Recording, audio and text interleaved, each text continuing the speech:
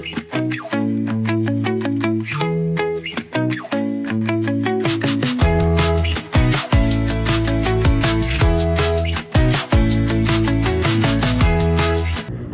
warahmatullahi wabarakatuh. Halo Sobat SAR, perkenalkan saya Fauzia Zahra. Saya berasal dari Angkatan 23 Kelompok 1. Saya bersama dengan teman saya. Halo Sobat SAR, perkenalkan nama saya Bahrin. Saya dari Kelompok 1. Halo Sobat SAR, perkenalkan nama saya Arzal Riza Rustika. Saya juga berasal dari Kelompok 1. Halo Sobat SAR, saya Rifal Iskandar dari Kelompok 1. Nah Sobat SAR, kali ini kami akan memaparkan hasil dari analisis kasus terkait potensi ancaman digitalisasi di pemerintahan, yaitu kasus kebocoran atau penyalahgunaan data personil dan operasi menggunakan metode 5W1H. Nah, menurutmu Bahrin, terkait dengan kasus kebocoran atau penyalahgunaan data personil, apa saja yang bisa terjadi dan siapa saja pihak-pihak yang bisa terlibat, entah itu menjadi pelaku atau menjadi korban? Nah, menurut saya, yang pertama adalah kebocoran data pribadi dan data operasional organisasi. Kemudian untuk dampaknya, yang pertama adalah di nama mungkin, di alamat, kemudian NIK, gaji, dan rencana operasional, serta strategi bisnis informasi sensitif lainnya. Kemudian siapa sih yang pihak-pihak terlibat? Menurut saya yang pertama adalah berasal dari internal sendiri, seperti pegawai ASN dan mungkin kami sebagai CPNS yang ada di Basarnas, atau berasal dari internal, mungkin bisa dari hacker, kemudian pihak ketiga yang tidak bertanggung jawab. Kemudian untuk korbannya, organisasi yaitu untuk Basarnas sendiri, kemudian karyawan atau pihak yang terkait yang datanya bocor. Mungkin itu pendapat saya. Nah, kalau menurut pendapatmu Arzal, kapan sih hal tersebut dapat terjadi dan kira-kira di mana hal tersebut akan terjadi? Oke, jadi menurut saya kapan sih hal itu dapat terjadi? Menurut saya pribadi ya, yang namanya musibah ya kan, karena datang tiba-tiba kan. Iya. Jadi menurut saya pribadi itu misalnya kebocoran data atau terjadinya misalnya WA di-hack itu bisa kapan saja. Kemudian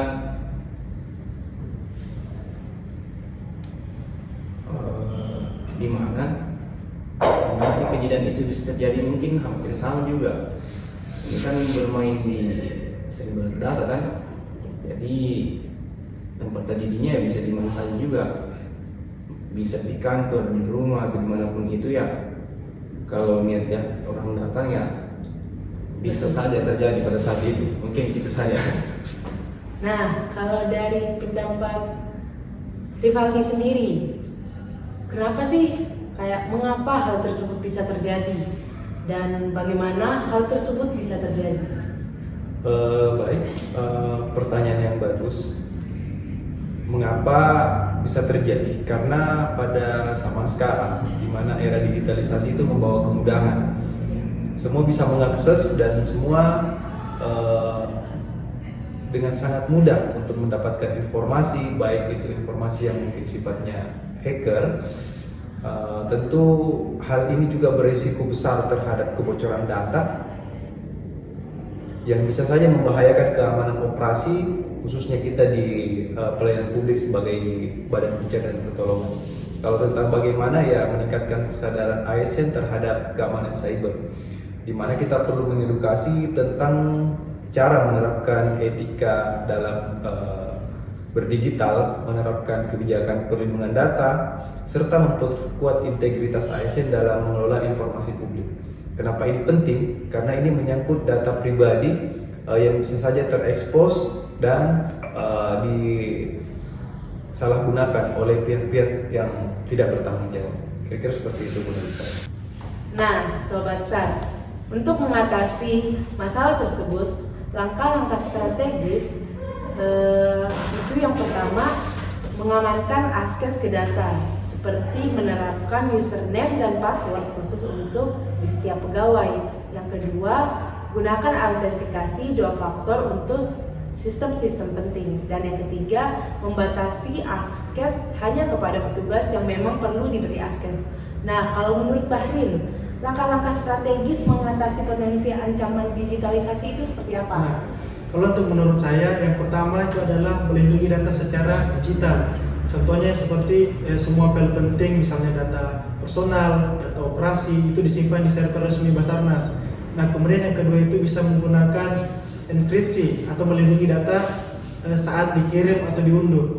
Kemudian yang ketiga menurut saya adalah backup data secara rutin agar tidak hilang dan jika sistem rusak. Nah, kemudian yang kedua menurut saya adalah buat aturan yang jelas. Nah, buat aturan yang jelas ini seperti misalnya kita menyusun dan mensosialisasikan kebijakan penggunaan data pribadi dan operasional. Kemudian yang kedua itu larangan keras penyebaran dokumentasi atau penyebaran dokumen internal tanpa izin atasan. Kemudian yang ketiga adalah peringatan digital pada semua file rahasia, seperti misalnya hanya untuk internal Basarnas. Mungkin itu kira-kira menurut saya. Baik, terima kasih Bahril. Nah, kalau menurut Arzal sendiri, seperti apa langkah-langkah untuk mengatasi hal tersebut?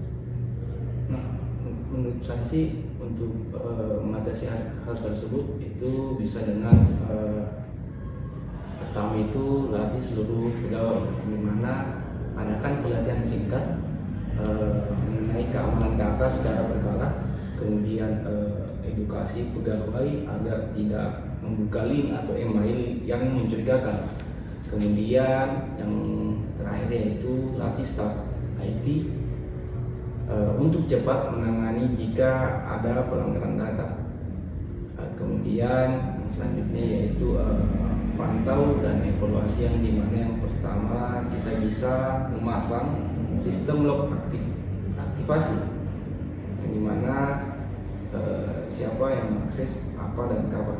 Kemudian audit rutin sistem dan akses data minimal 1 kali dalam 6 bulan. Kemudian jika ada kebocoran langsung telusuri, laporkan dan perbaiki sistemnya.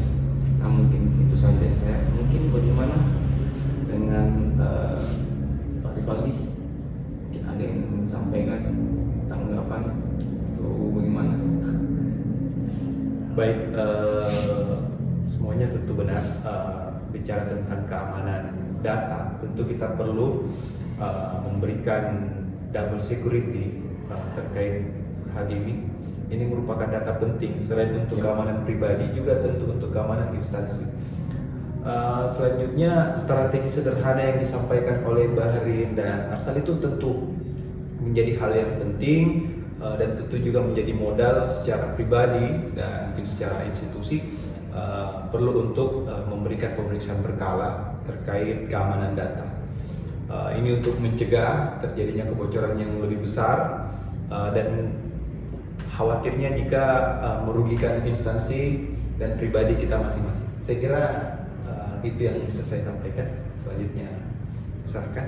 Baik, terima kasih Rivaldi. Nah, Sobat Sar, berdasarkan dari strategi tadi, dapat kita simpulkan bahwa strategi pencegahan ancaman digitalisasi bukan hanya soal teknologi, tetapi tentang budaya kerja ASN yang berintegritas, sadar risiko, dan disiplin dalam menjaga informasi.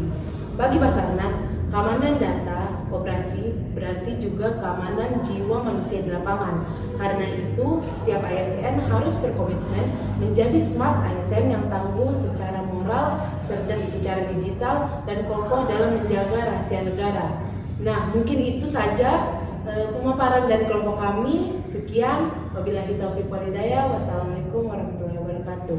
Basarnas, we are family. Profesional, modern, terjun. Afrika, jaga, Samatra.